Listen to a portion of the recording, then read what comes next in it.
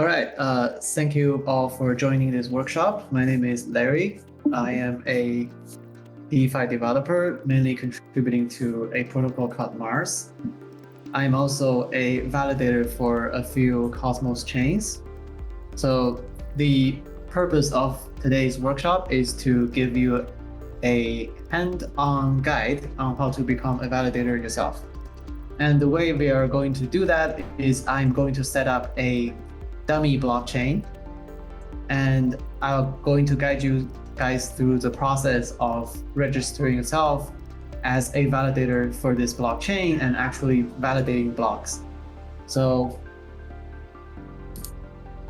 the thing is, this workshop assumes you have some level of basic knowledge of Linux command line.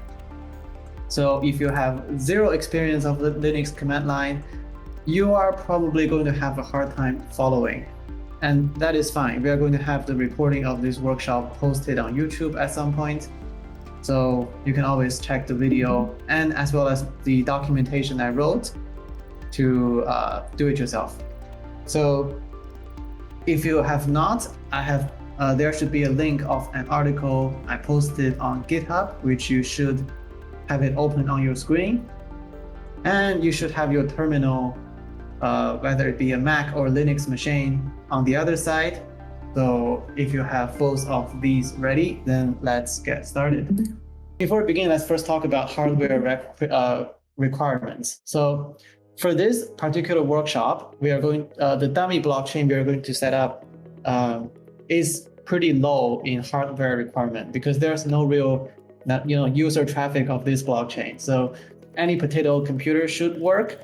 But for a production quality validator server, there are a few requirements.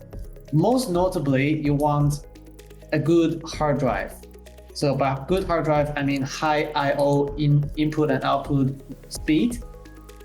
So typically we require NVMe SSD. So it has to be an SSD and it has to connect to the CPU via the NVMe interface, which gives you the fastest speed. And the reason for that is the database backend that Tendermint use is not that good, definitely not as good as some EVM chains, not as optimized for sure.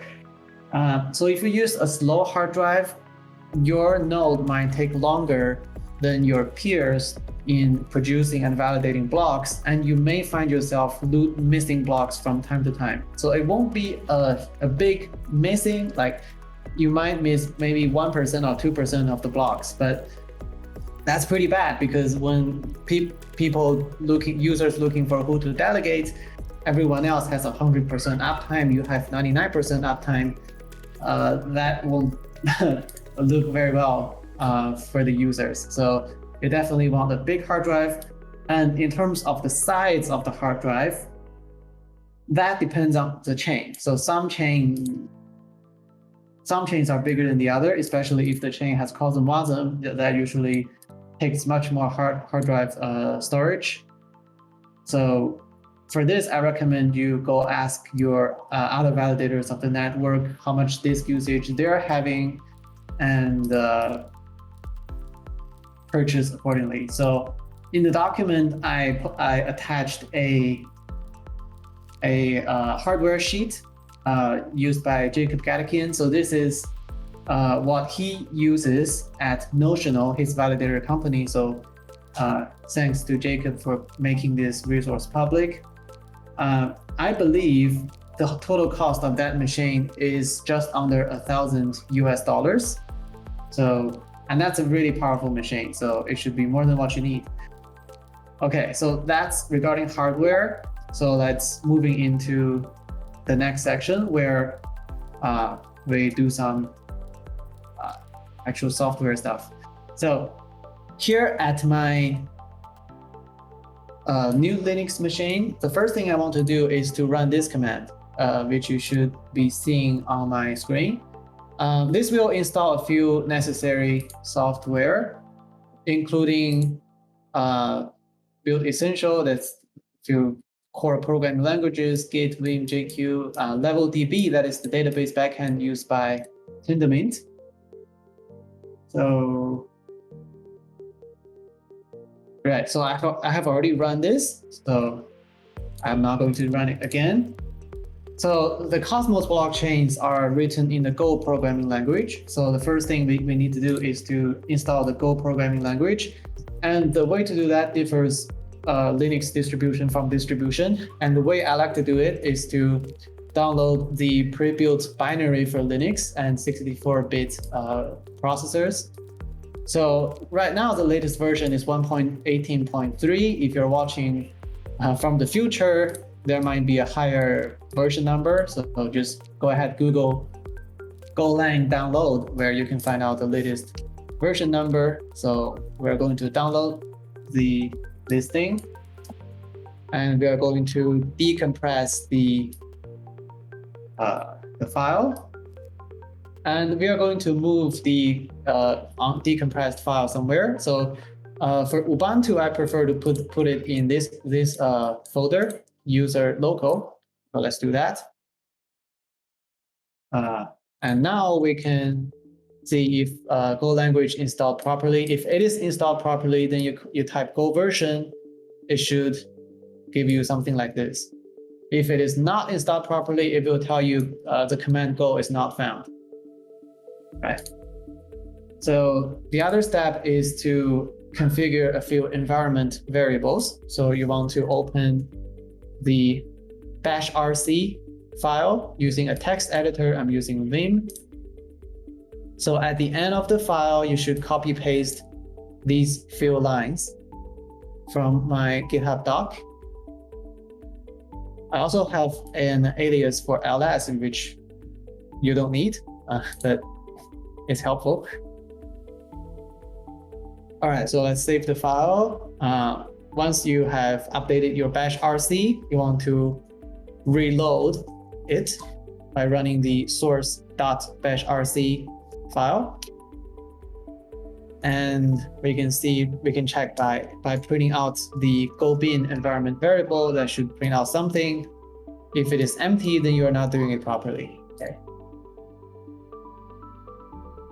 All right, so we have finished installing the Go language. The next step is to download the code for Cosmos SDK, which I have already done. I have the Cosmos SDK folder right here. If you have not, you can run this command, which can also be found in the GitHub doc. This thing is pretty big, like a few hundred megabytes. So that is why I downloaded previously. So do that. Once you have done, go cd into this folder. And for this workshop, we are going to use the latest stable release of Cosmos SDK, which is version 0.45.5. Of course, if you're watching this from the future, use whatever stable release that is for your time. Because some people's, I know, internet might be a little slower with downloading that. This might be a good time to just pause while everyone downloads the packages. And yeah, if anyone has any questions, you could pop them in chat. But for cloud, I personally use Hetzner. So it's a German company. It's very cheap, affordable. But really, there's no difference. Amazon, Google, Microsoft, they're all kind of the same. Is it always required to use Sentry nodes as a security measure?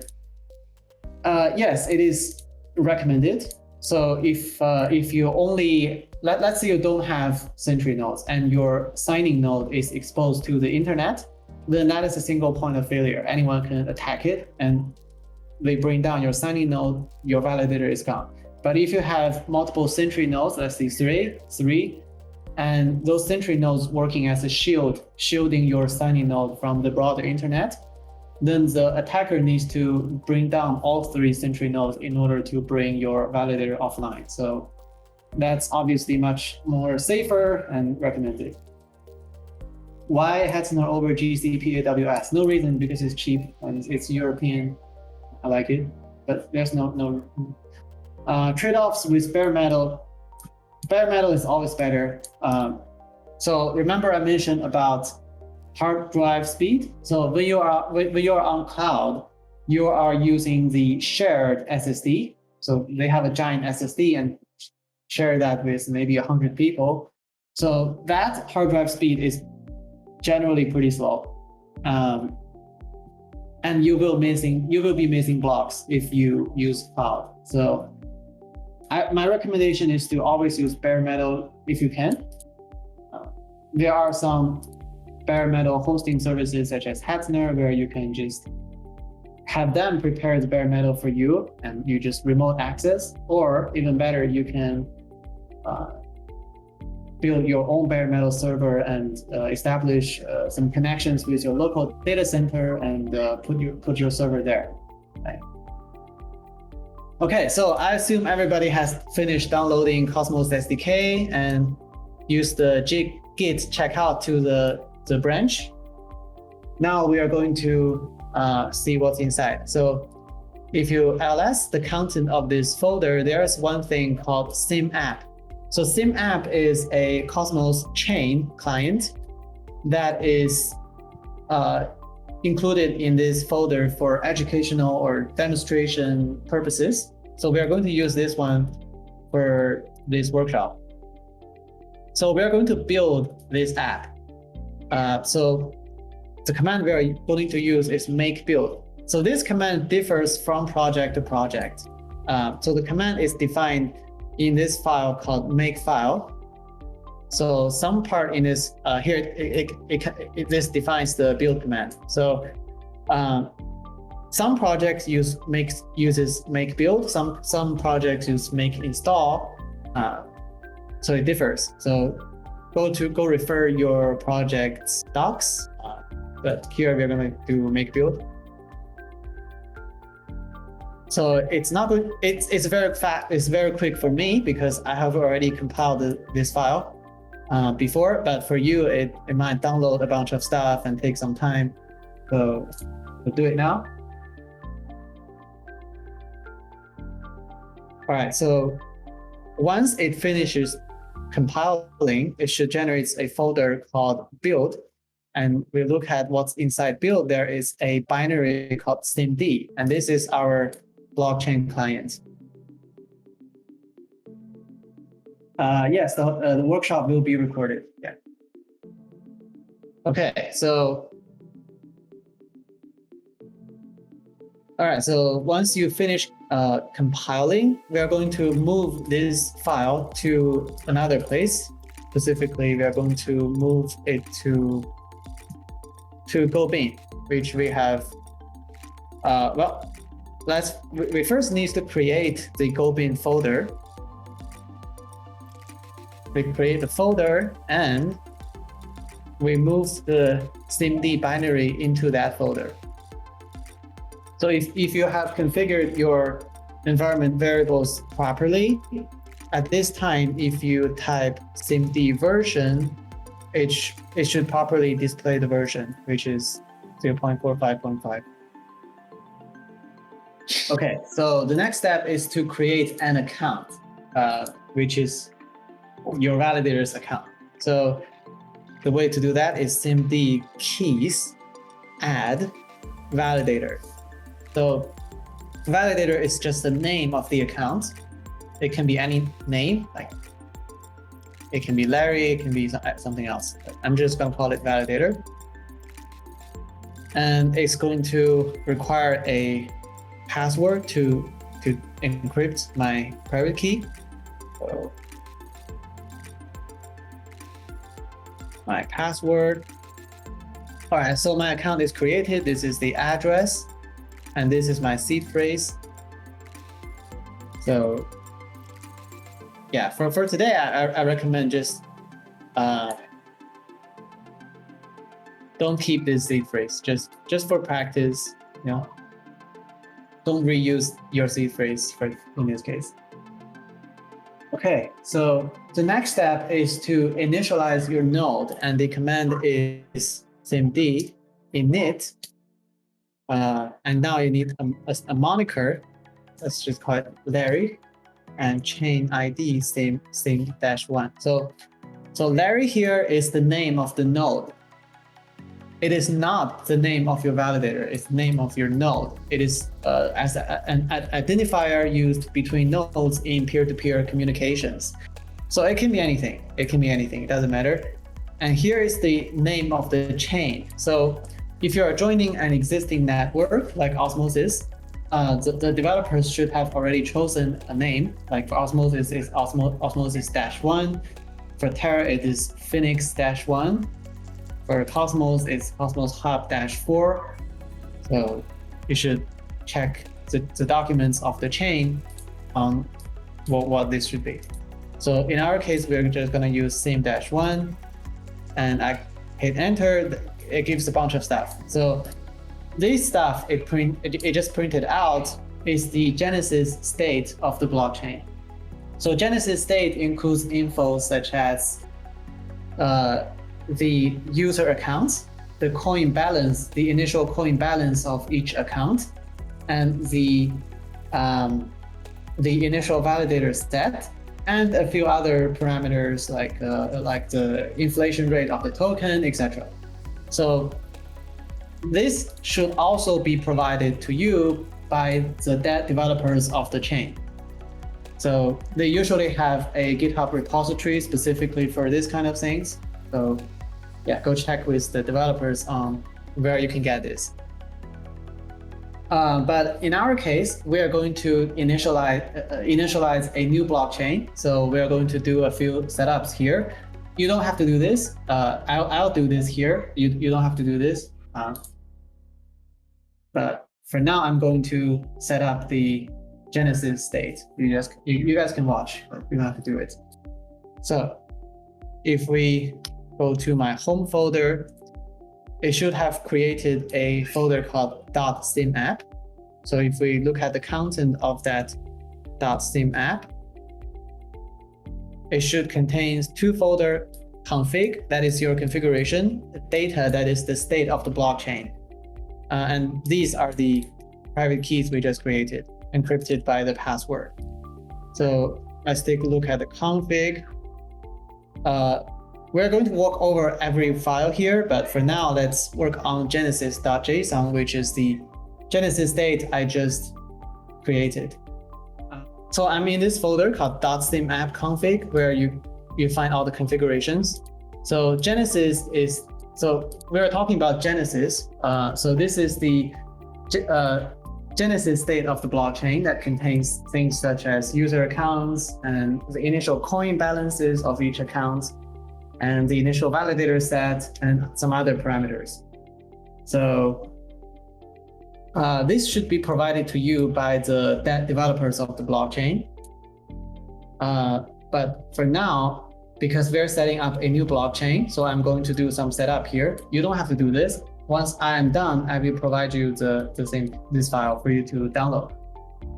Okay, so the first step is to add my own account into the Genesis state.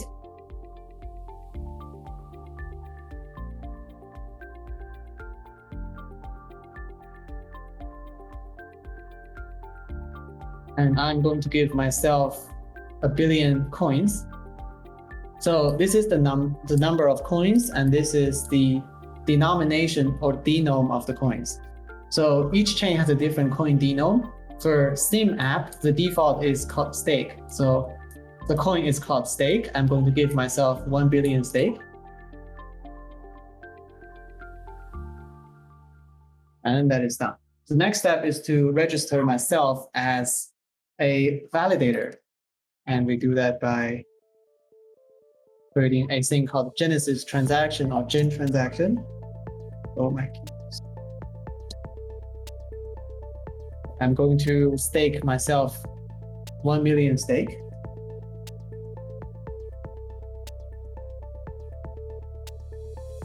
Moniker is Larry. So we previously mentioned there is a moniker for peer-to-peer communication. This is a different one. This is the actual name of your validator that will appear in block explorers or wallet apps. So yeah. And there are a few other things I need to set up, which includes my commission rate, which I'm going to use 5%. commission max rate. We're going to talk about these parameters a bit later, so don't worry if you don't understand for now.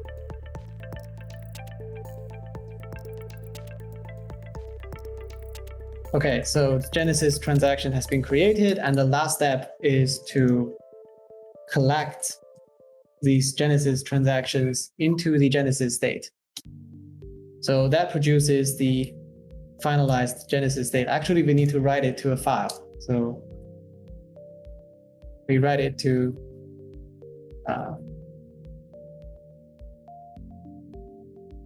let's delete the current Genesis file and write the file.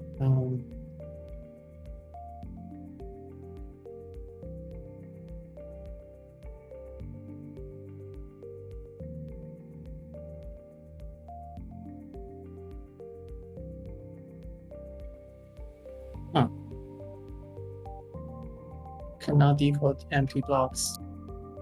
Well, I'm not quite sure what that means. Let's try again.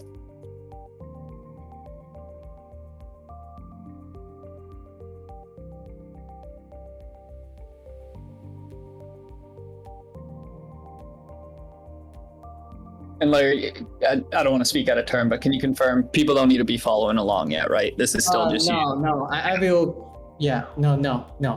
So Yep, I will create the genesis.json file and distribute them to you guys. Cool. Yep. Just wanted to make that clear for everyone and wanted to check with you before I said it.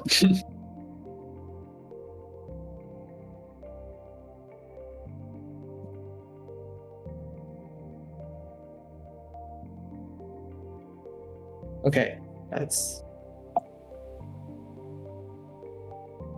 okay. So yeah, this worked. So you see, my own account is now registered with a balance, and my validator is also registered. So right now I'm going to publish this file and distribute them to you guys. So I'm going to publish this file on GitHub and post a link in the chat.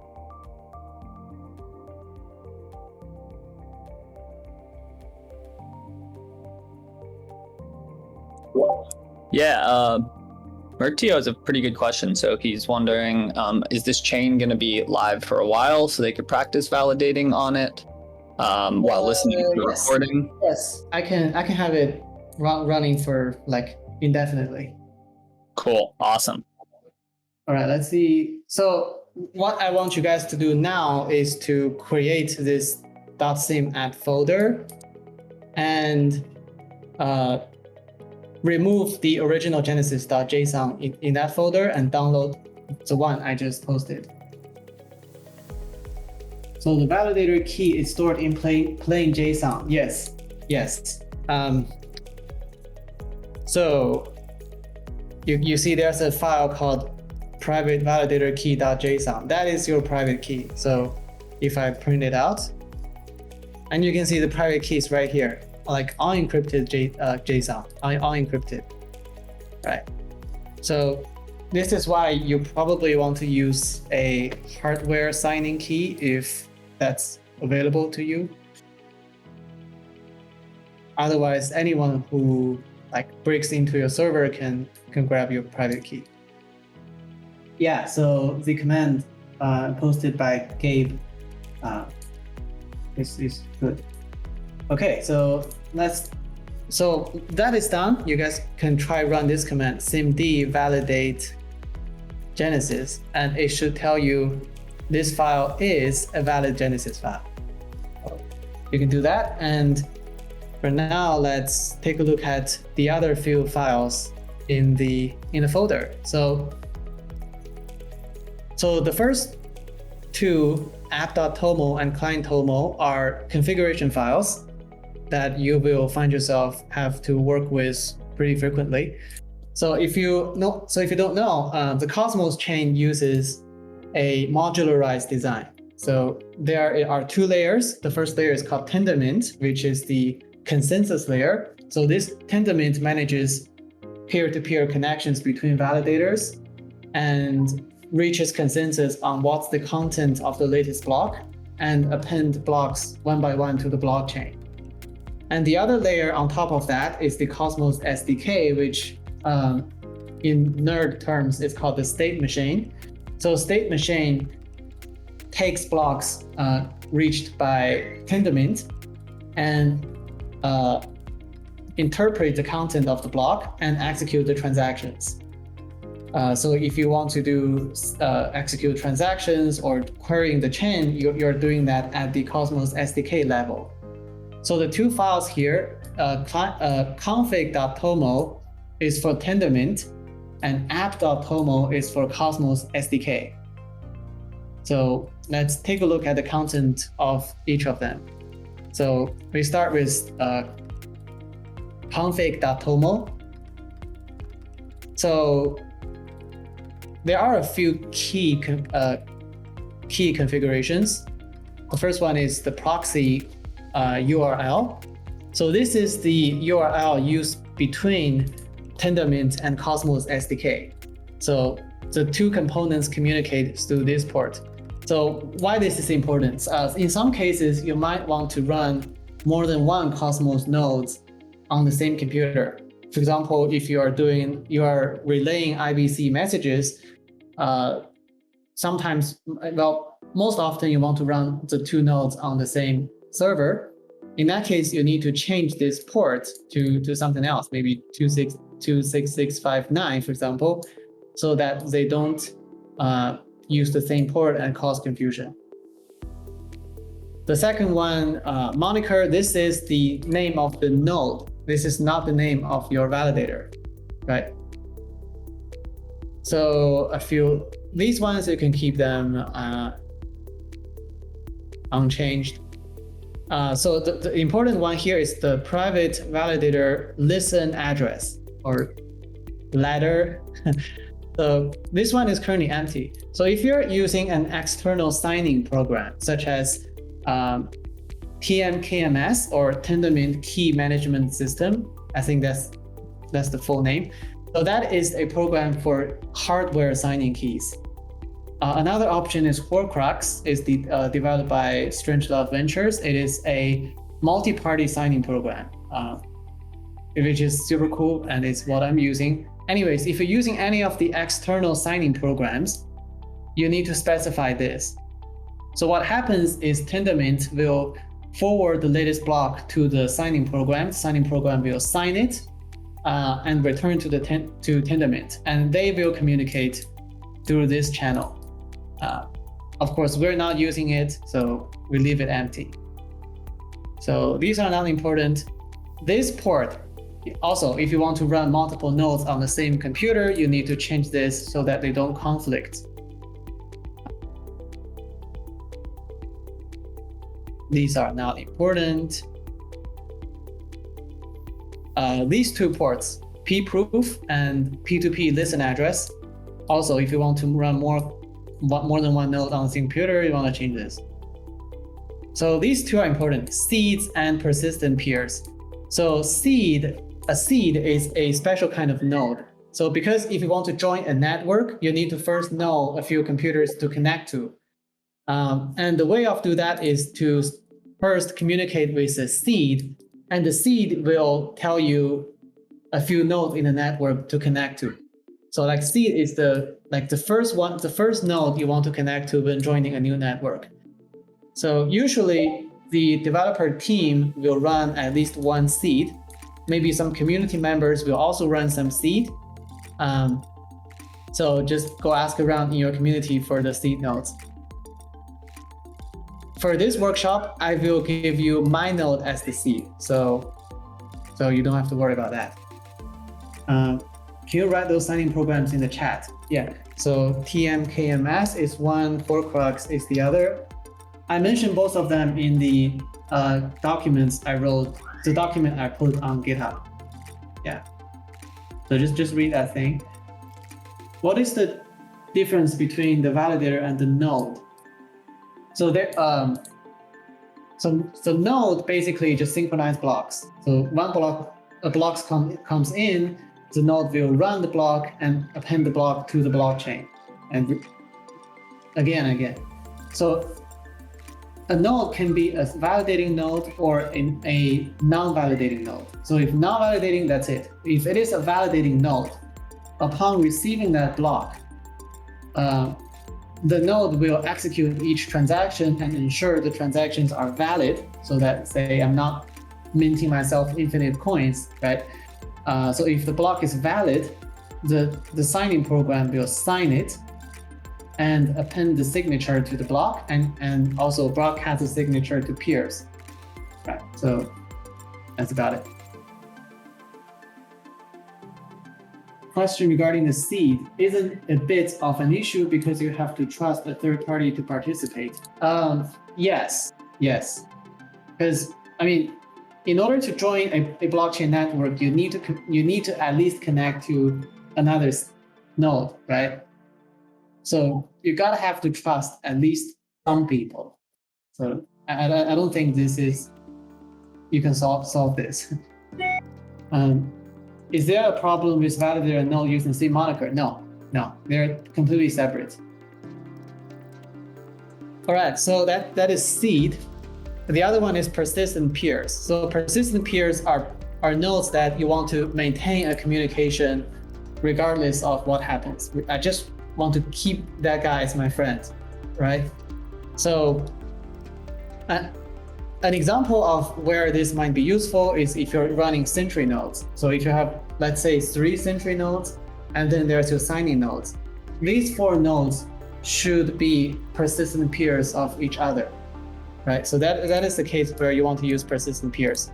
So the key here is you absolutely want to make sure you trust the operator of the node before you add them as a peer, as a persistent peer.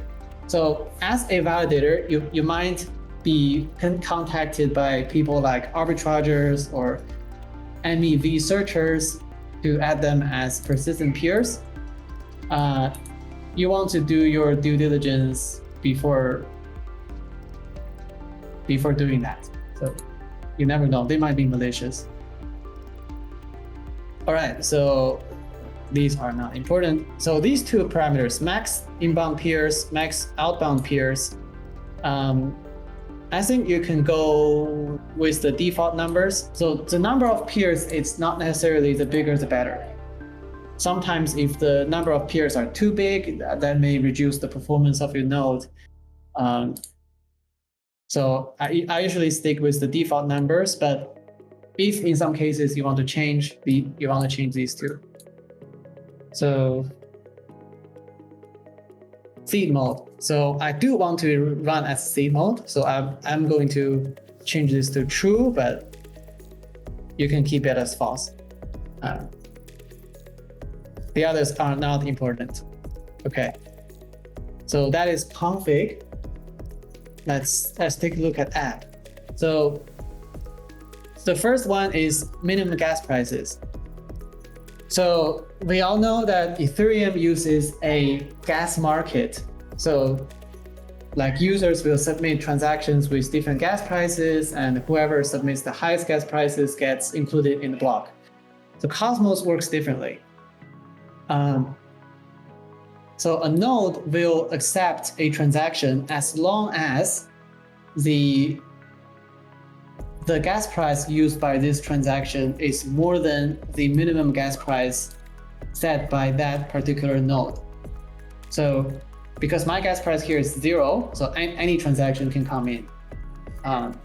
Also, the minimum gas prices can be multiple. So maybe I want 1 atom or 2 osmo. So as long as one of them is satisfied, the node will accept this transaction. So that's basically how it works. So basically each node have their own power deciding whether a transaction is to be accepted. So that's how it works. So the other one is pruning. Pruning basically means how much blockchain history you want to keep. So if you go with nothing, then your node will be a so-called archive node. It keeps all history of the blockchain without discarding anything. The blockchain the hard drive usage can go up very, very quickly if you go with this mode. And I don't think it is necessary. So if you are running a blockchain explorer, you might want to go with this, but otherwise this is not necessary. So default means, well, it will keep some, like it will keep one every 500 blocks, and also will keep the last 100 blocks. I think this is the appropriate one for most validators.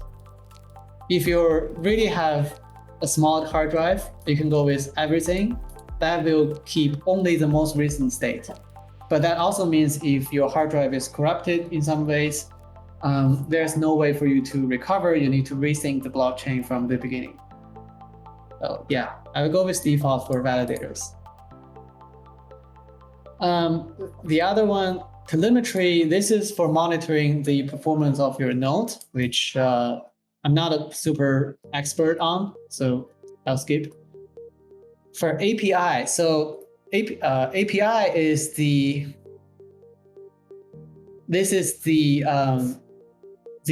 HTTP REST API. So the Cosmos node expose a number of different APIs, like there's the RPC API, and this is the REST API. So if you do want to use it, you can flip this to true. If not, then you can keep it as false. So some wallet apps use this API, like TerraStation uses this. Some don't, like Kepler uses RPC. So it depends on your need.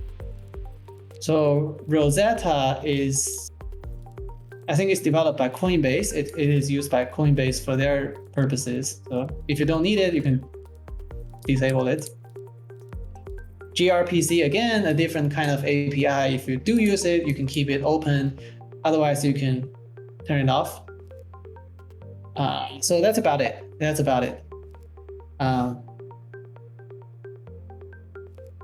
Okay. So now the important thing. We have two files called key, node key and private validator key. So node key is the identification of your node, of your server, your computer. Private validator key is the signing key of your validator. So if your validator is signing a block, it is signing using this key. And as I have just shown, this is an unencrypted JSON file. Unencrypted, my private key is literally right here for you guys to see. So you definitely want to keep your server secure or use an external signing program. So, and also you definitely want to back up this file. Absolutely back it up. There are a few other validators I know that lost this file, and they basically have to stop operating and register a new account.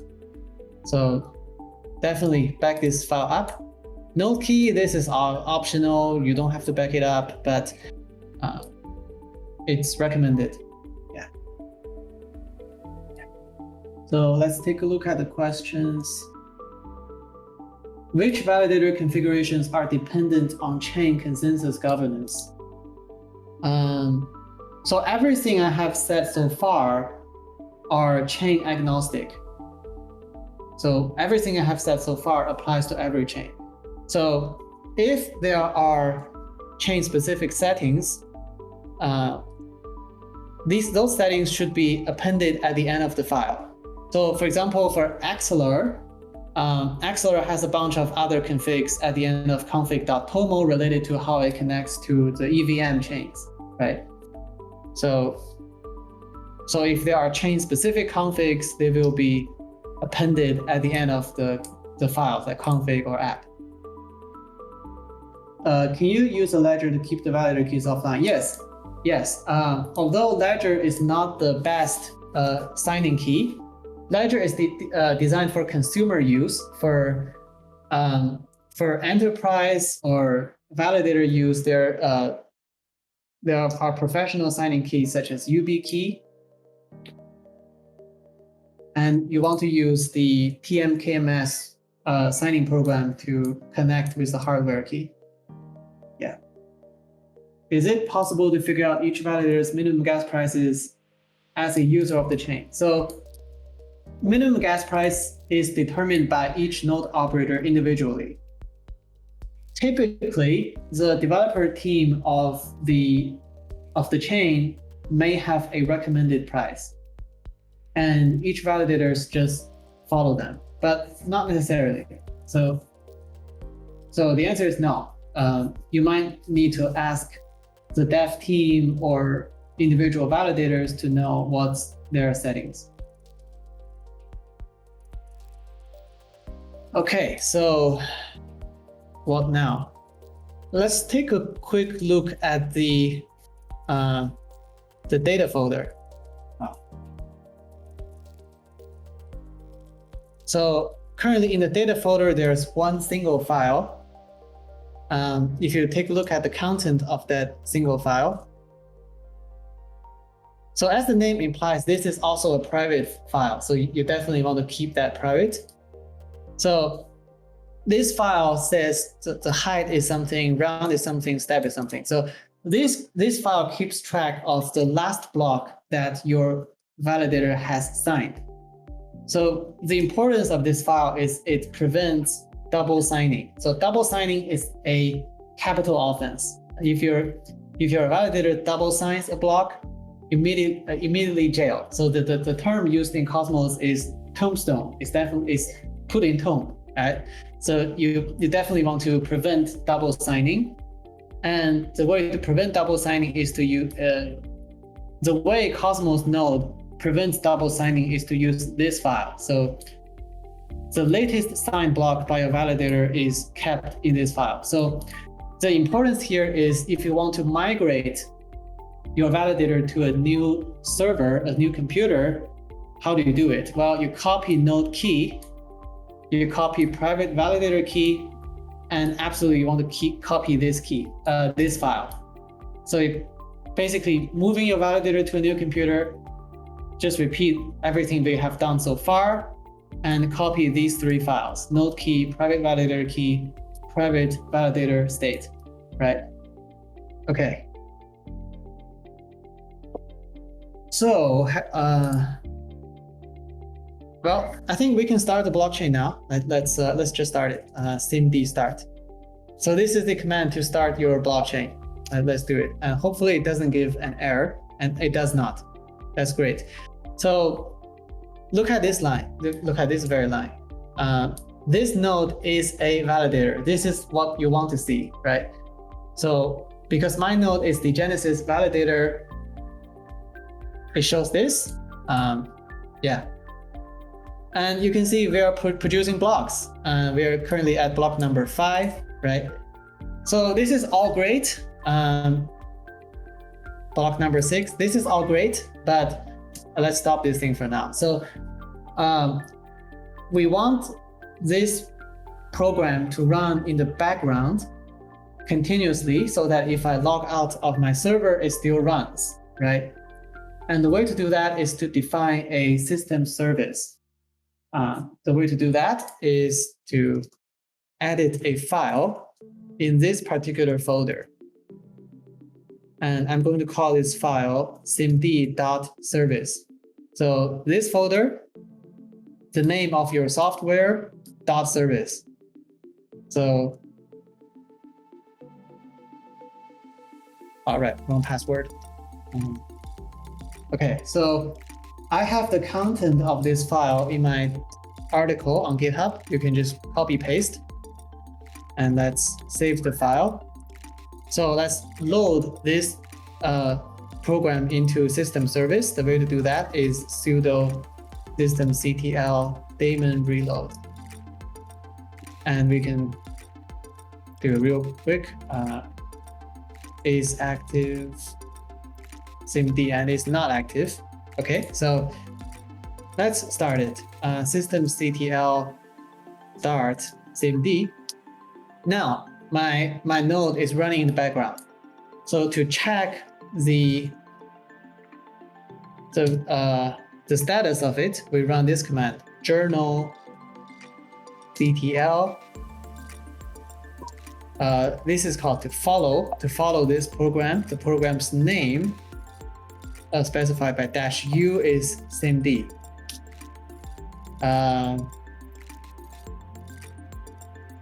Right. I forgot to change one thing.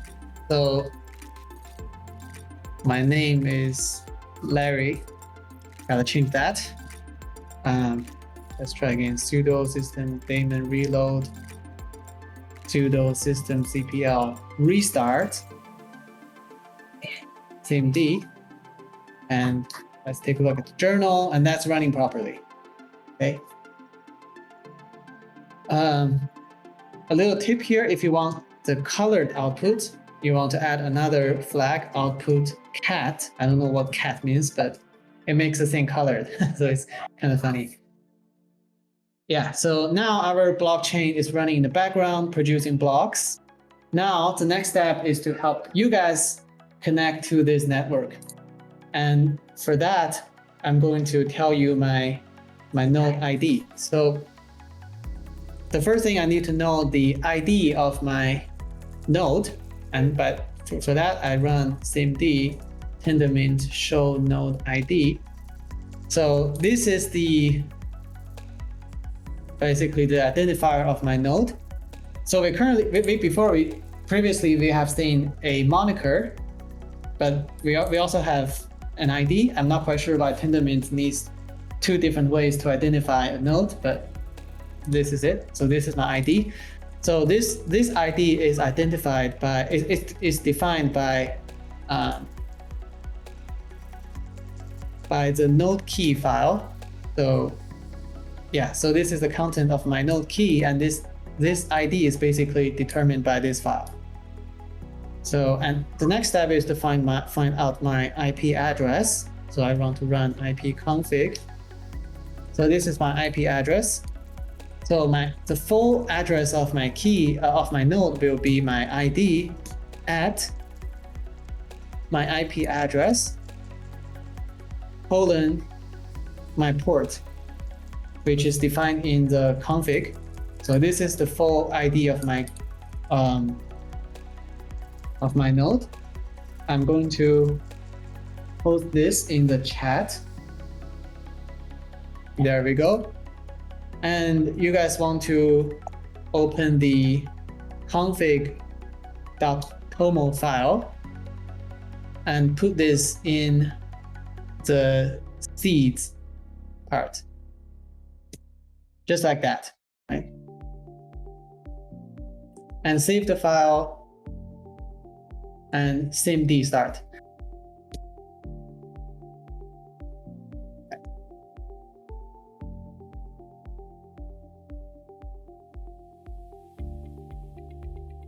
Right. So like this, edit your config. And once you have finished editing your config, you want to do cmd start. And if your node is successfully producing blocks, type that in the chat so I know.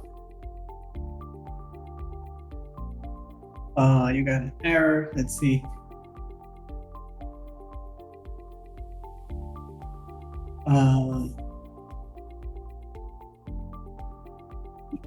Connection is closed. I think this perhaps has to do with your firewall settings. Can you check the port 26656 on your server is opened? Let me quickly show you guys my firewall settings real quick. So this is my firewall settings. I am opening port 22 for SSH. I'm opening 26656 for tendermint P2P, and I'm opening for any IPv4 or IPv6 addresses. I'm also opening the REST endpoint, but you don't need this really. So you only need you need to open this port for the nodes to connect. If you're on the home computer, you need to set up port forwarding. So it's hard to explain right here, but port forwarding, you can Google that word. I will show you port forwarding, but if you guys are on a home network, 99% chance you'll do port forwarding through your router's settings. So either just typing in like your local IP in your status bar, or sometimes router login.net, I forget. But yeah, just Google port forwarding and you'll find info on that if needed. Yeah, the method for that differs based on the brand of your router. So the idea is when someone visits port 26656 of your router, the router will forward that to a specific device connected to that router. So your router may connect to multiple devices like your computer, your phone, your tablet. The router will forward any traffic coming through that particular port to your computer. So that's the idea of port forwarding. So if you're running on a home computer, you have to do that. If you're running on a cloud or a dedicated server, a bare metal, you need to open this 26656 port. Yeah, please try use this different seed. Do you want to do it? Oh, awesome. Okay. It works. Seeing some Awesome, success. yeah. Oh, awesome. Awesome. Yeah, so that's the reason was my firewall settings, which is always confusing. Yeah. Okay, so you guys try this SIMD status. So this prints out the current status of your node, which is of course not very readable. So we are going to do this SIMD status to $1 bar JQ. So what does this mean? JQ is a program for parsing JSON files. So it formats the output. This one is because of a bug in Cosmos SDK that is still not fixed. So yeah, but just do this and it prints out the current status of your node. So the key thing here is catching up should be false. Catching up being false means your node have synced up. So the current block height is block number 36. So you want to wait your node to sync up to number 36 and catching up turns false. If you have done that, please type in chat so that I know. Just type synced up in the chat. Okay, so everybody's looks like a couple people have synced up, so let's proceed. So the next step for you guys is to register your own node as a validator. So the first step is to find your public key, and the way to do that is SIMD tendermint show validator. So this is your public key, and you want to copy that whole thing to your clipboard. So copy the whole thing from the curly brace to the curly brace. So this public key is the public key defined by your private validator key.json. This is not the public key of this SIMD keys show validator. So this is not the public key of this account. It is the public key of your private validator key.json. So this is the key that will actually be used to sign blocks. So you want to keep this JSON file absolutely backed up. Okay, so, and the next, go to my article on GitHub, and you want to copy paste this command. That's a really long one. So maybe we'll fail here because we need to change a few things. But there are. Let's do this. Let's just type out a few key flags. So SIMD staking transaction create validator type key. That should be the pub key you just copied. And then moniker. This is the actual moniker of your validator that will be shown in wallet apps. So there is validator, so whatever you want. So details. This is basically description, self-description of yourself, who you are, whatever you are. It's optional. Another very important optional flag is called identity. So identity is a 16-digit decimal number. So if you go to this app called keybase.io, so just visit keybase.io in your browser and download the app and register an account. If you give you your personal key and you want to paste your personal key here. The reason for that is many block explorers and wallet apps will use your Keybase profile picture as the profile picture for your validator.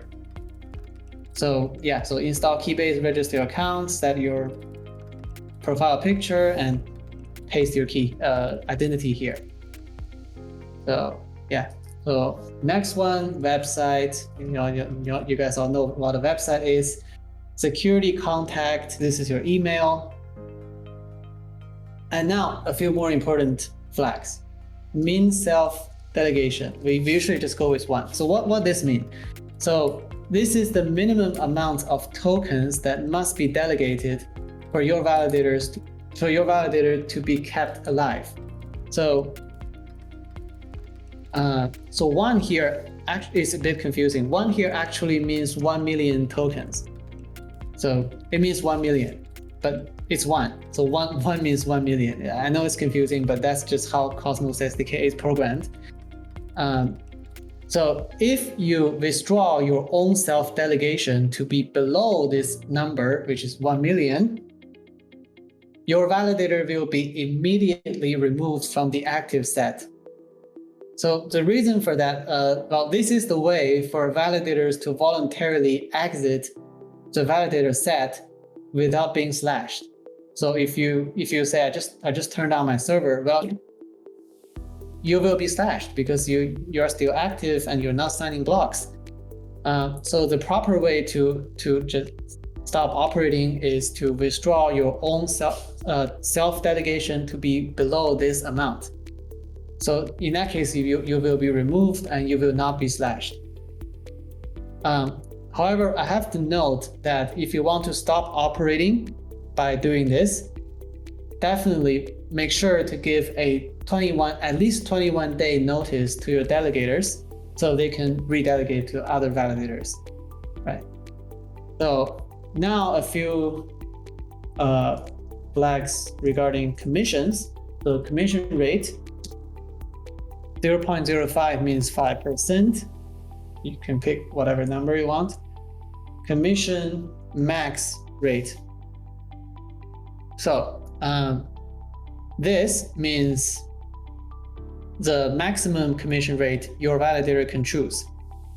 And this is, I'm going with 10% here. This is not a configurable parameter. If you set 10% here, then your validator can never ever go above 10%, just never. And if you want to go above 10%, you need to set up a new validator basically. And the reason for this is to establish a trust between you and your delegators. So your delegators know you can never go above 10%. It is impossible for you to say, change your rate to 100% and basically wreck them, right? So your validator can trust you, your delegators can trust you that you will never do this. So yeah. And that next one is commission max change rate, 1%. So this is how quickly you can change your commission rate. So again, a way to establish trust between you and your delegator. Amount, so this is your self-delegation. So here I'm going with 1 million stake. And now a few things. from validator. So this means which account to be used to sign this transaction.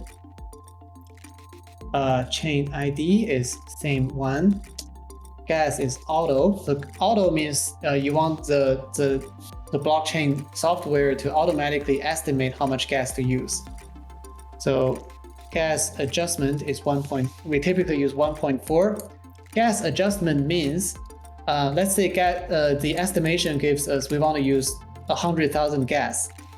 But sometimes the estimation is not 100% accurate.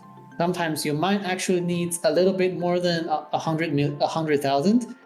In that case, we apply a multiplier to the estimation. So if it's 1.4, then we are actually requesting 140,000 gas units, right? So 1.4 is the normal number we use. You can go lower, like 1.2 if you wish. So gas prices, you can use whatever minimum gas prices you set. So for me, I'm the only validator right now, and I'm using 0, so you can use 0. So if I type this, it should fail. If I remember correctly, it should fail because some reasons. But for you, it should be successful. But before you do this, you first need some coins. And in order to do that, I need you guys to copy paste your addresses in the chat so that I can send you guys the coins. Right. Yeah, so everybody post your address in chat. I will send you the coins, and then you can use this command to register your validator. So if you do try connect this, I do this, SIMD, query bank balances, and your address. For example, you should see you have 1 billion tokens. So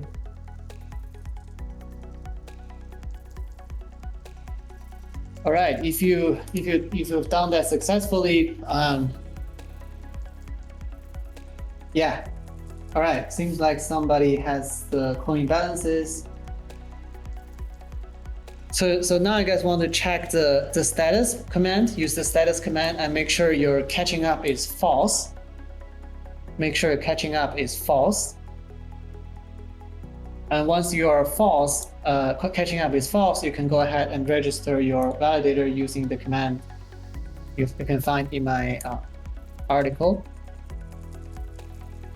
Yeah, so once you have registered your validator, try restarting the node, and you should see this node is a validator log message.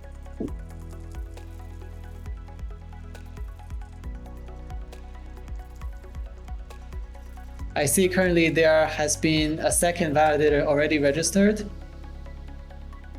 Moniker is Apollo. So congrats. Restart your validator and see if you can successfully sign blocks. Validator key not found. If it shows validator key not found, can you try this? SIMD keys list. Does it show your address, show your account? If not, then create a new validator account and I can send you coins. We have a third guy here. Right, keyring backend. So yeah, if you're on Mac, you probably want to use another keyring backend that is not OS, because the Mac OS keyring app kind of sucks. Yeah.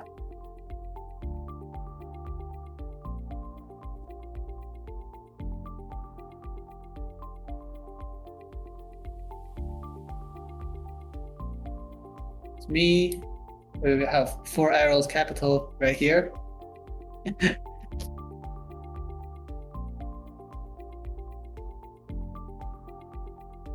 So if you have restarted your node, try this command, query, cmd query block and JQ.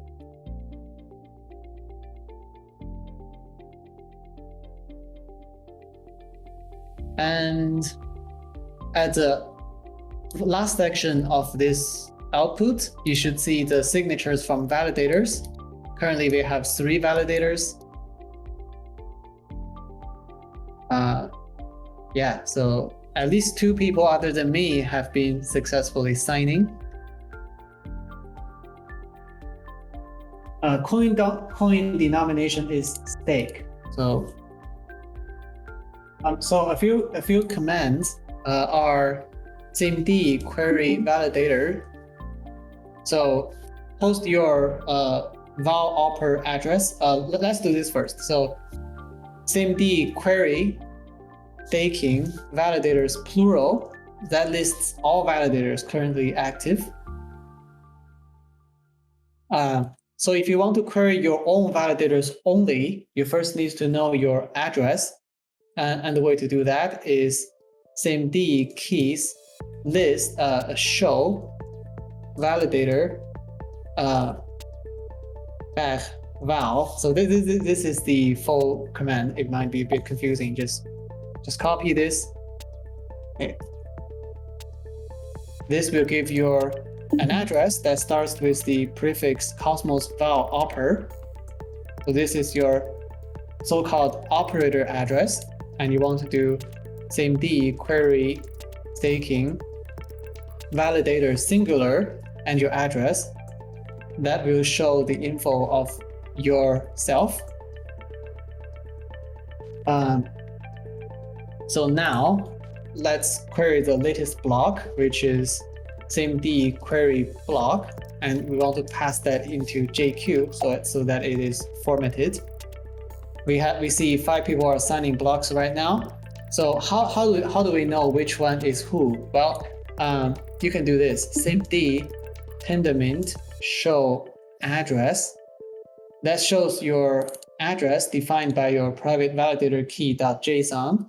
But this is in the address format, not in the hex format right here. So for this, we do cmd keys parse and paste your cosmos valcons address.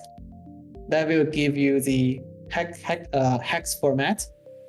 For myself, is 556, and this is me. So how do you know your validator is working? Well, you first query your validator. It should gives you this bunch of info, and you query the latest block. It should contain the signature of your validator. So both. And I'm going to type the commands in the chat right now so you guys can copy. Okay, so these are the commands.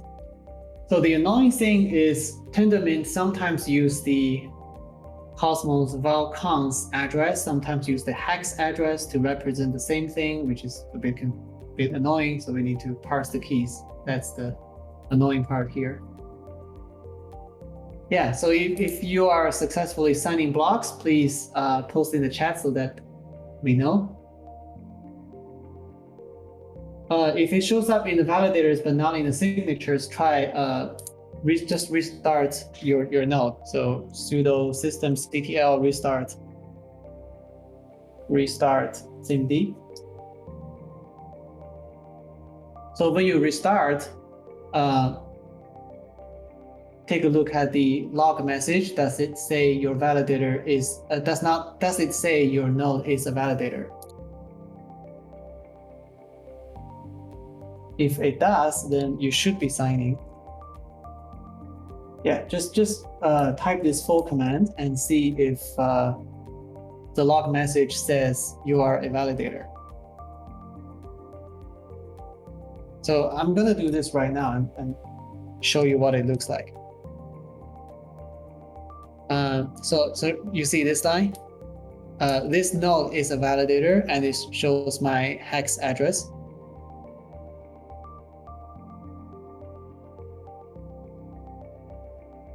you should see a log message that looks like this. Ah, right. I see. Your token amount is too small, right? You only have 1,000 tokens. You have to delegate more. So the minimum amount is 1 million, remember? So just delegate yourself more. So do this, SIMD transaction TX staking delegate. See the help. So SIMD transaction staking delegate your val upper address and the amount from validator. So for you, it would be SIMD transaction staking delegate 1 million minus 1,000. Well, you can just go with 1 million stake from validator. Also chain ID, SIMD, gas auto, gas adjustment is 1.4, gas price is 0 stake. Yeah, so run this and restart the node, it should work. Actually, let me delegate to you. It should. Oh, no. Actually, no, you need self-delegation. So you have to delegate yourself. Yeah, chain ID is same one. Thanks. This is how you join a network as a validator. There are still a lot of more things like how to monitor, how to monitor the performance, how to migrate validators across servers, that kind of things, etc. I have written some tips and tricks in my article on GitHub, so check that out. So let me see, what are your questions? So if I set the minimum delegation below 1, I think 1 is the lowest number you can enter. So minimum self-delegation, if you type 1, that actually means 1 million tokens. So if you have less than 1 million tokens self-delegated, so then you immediately will be removed from the active set.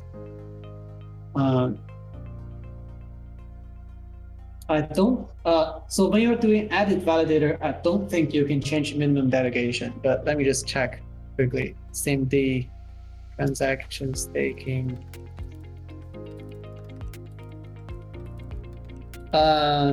You actually can. That's interesting. Well, I think you can just give it a try on this network. I'm not super sure, honestly, but the use of this parameter is basically for a validator to voluntarily exit. That's the use for this. So yeah, I'm not very sure, but you can give it a try on our testnet. How do I see how much fees I'm generating? I think you can do this. SIMD query. So you first need to know your address. So please show validator.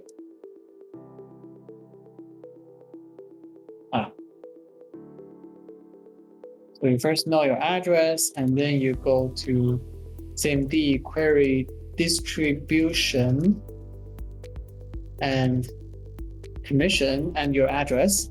That is your commission. Currently, I have 1,600 stakes. That's the commission that's available for you to withdraw.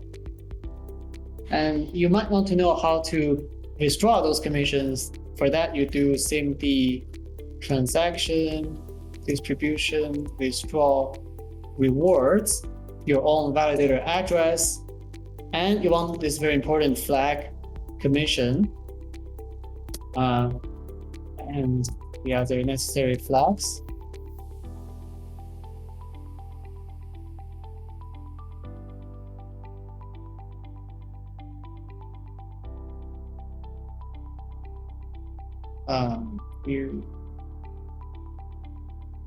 So this is the command for withdrawing your commission and transaction sent. So this is how I do it.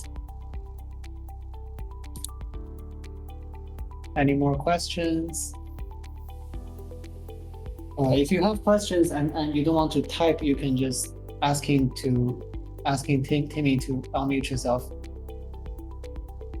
Are our commissions right now from block rewards? I think your commissions right now are from inflation, because our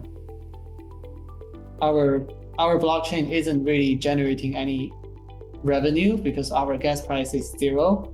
So it should complete 100% from inflation.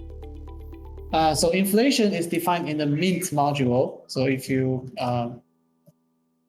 SIMD query mint, you can see the current inflation rate. The current inflation rate is 13%. So if you want to know how inflation is calculated, you can just go read the specs of mint. Yeah. It would be nice to have workshop about remote signer and century nodes. To be quite honest, I am not an expert on this because I do not use well, I don't use a hardware signing key, but I use Horcrux. It's pretty straightforward. They have a pretty well written docs.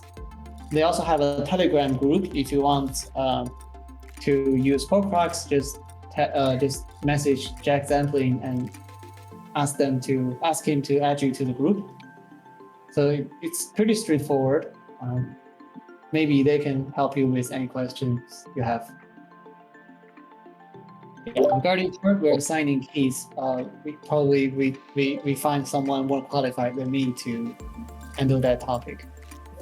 Or know more about automation. Any Terraform setup usually used? I'm not familiar with this. My style is I like to do everything manually so that I know what happens under the hood. So I personally do not use any automation. So if network requirements grows, I would just, well, so first of all, I don't run my instance on the cloud. I know on the cloud you can change your instance type, like increasing memory cores, increasing your RAM, increasing your disk size. That you can definitely do that on the cloud. If you run a bare metal or a dedicated server, I would just request a new server and migrate my validator to the new one. And the process, as I've mentioned, is pretty simple. You just sync up the node. You shut down your old node, copy your node key, private validator key, and private validator state.json, the 3 files over, and restart your new server. That's pretty much it. And I have a section on that in the article I wrote. So I think it's at the very end of the article. Question about indexer. I honestly don't know. I have not operated an indexer. So I'm sorry, I cannot answer that. So use legacy is false. Is that use legacy? Do you mean a parameter in config, in a config.tomo, I think?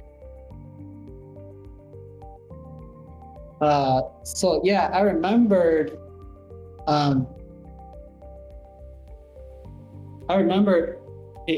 When I was running Celestia testnet, we used legacy equals false, and the whole network becomes super unstable.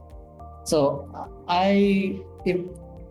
my speculation is that this feature is probably still somewhat experimental. So I would just follow the advice of the developers. If the chain's developers say it's recommended to turn it to false, then we turn it to false. So yeah. If you try to start up a new node without shutting down the old one, so when you start up a new node, your private validator key.json should be a different one. It should be one that is not a validator. So when we run SIMD init, it creates a new private key file. So that one is not your validator private key. That is fine. You set up your node using that. You will not double sign. So once your new node has synced up, you shut down your old node, copy the private key file over to your new node, and restart your new node. In that case, you should be able to prevent double sign. Hey Larry, it looks like 4chan has a question. Yeah. I'm going to unmute him. Requesting. Hello. Hey 4chan, go ahead. Hello. Thank you for the workshop. I would like to ask about in the documentation you just state that it's recommended to have a lot of space, like 2 terabytes in the hard drive. But we also have the running configuration, so I don't get why we need so much space if we can run the database to make it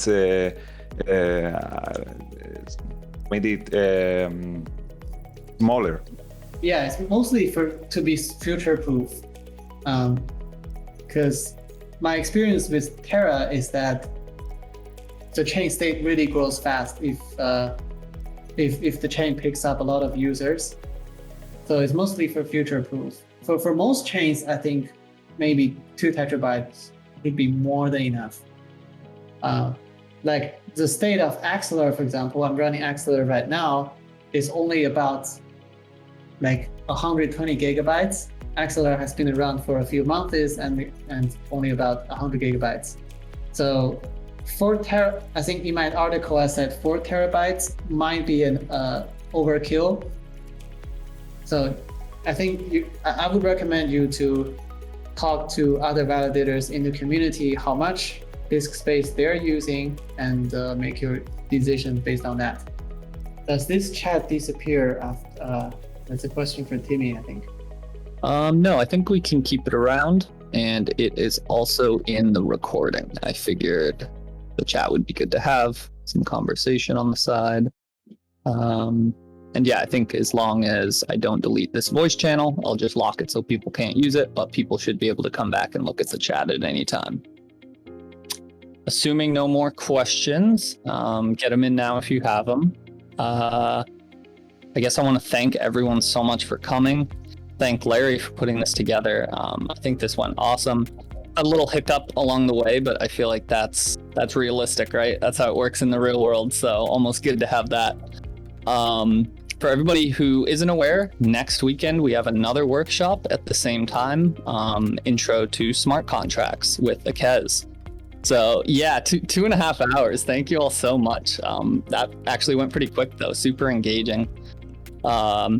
Yeah, so we'll start doing some promo for our next workshops, probably tomorrow. If you guys are interested in those or know people who want to get into smart contract development, make sure to give those a share. And if there are any outstanding questions just going forward, try and direct those at myself and CosmWatch, and maybe we can answer them for you. And if not, we'll shoot them over to Larry, but just so we don't flood his inbox.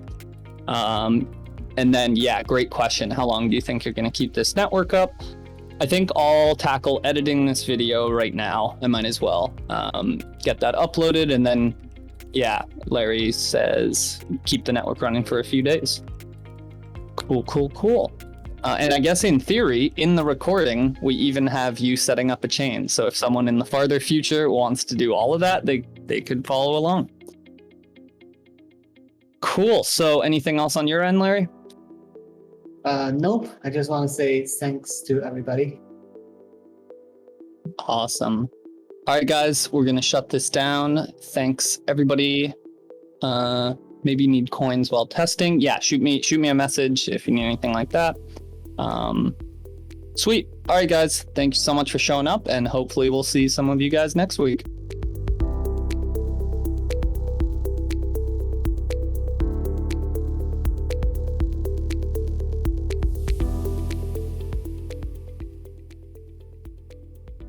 Well, I queried you guys. Did you guys? You're probably still on the old chain. So stop your chain right now. by sudo systemctl stop cmd. So as you see, you guys are still on the old chain. The new chain is at block 60. So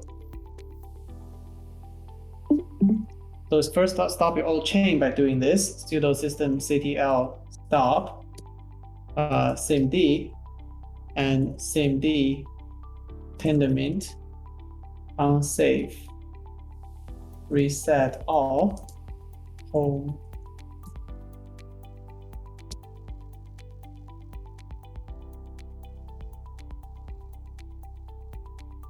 Yeah, so you want to run these two commands and download my new Genesis JSON.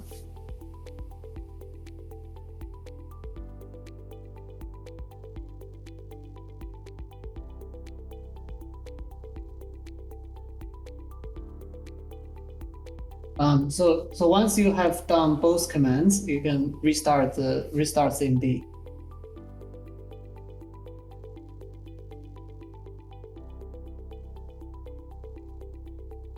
German, what's your latest log? Can you try this command? CMD status.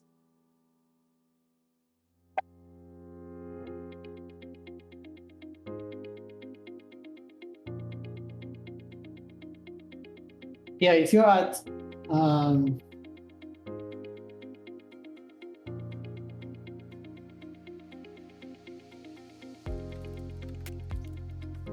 yeah, you are blocked still on the old chain. That's weird.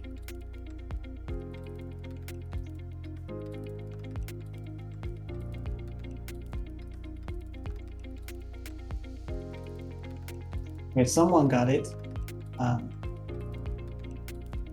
So that when you run status, it returns invalid numeric, blah blah. It means your chain is not running at the moment.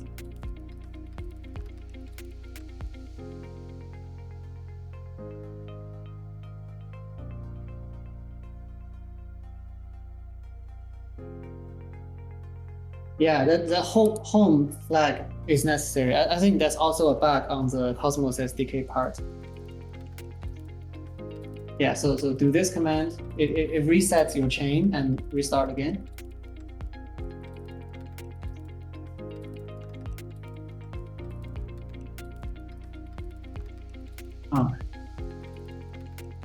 Unsafe reset.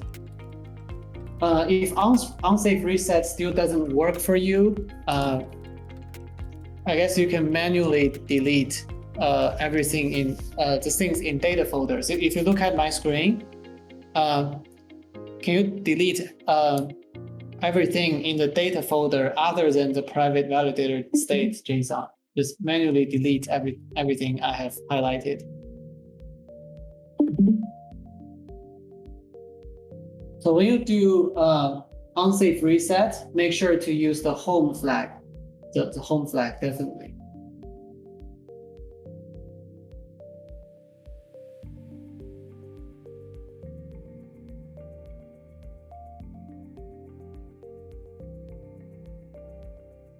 Right, same app. I'm so sorry.